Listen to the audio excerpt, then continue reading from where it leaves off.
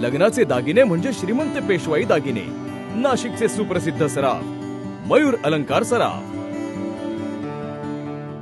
चंपाषष्ठी निमित्त विविध कार्यक्रमाचे आयोजन करण्यात येते।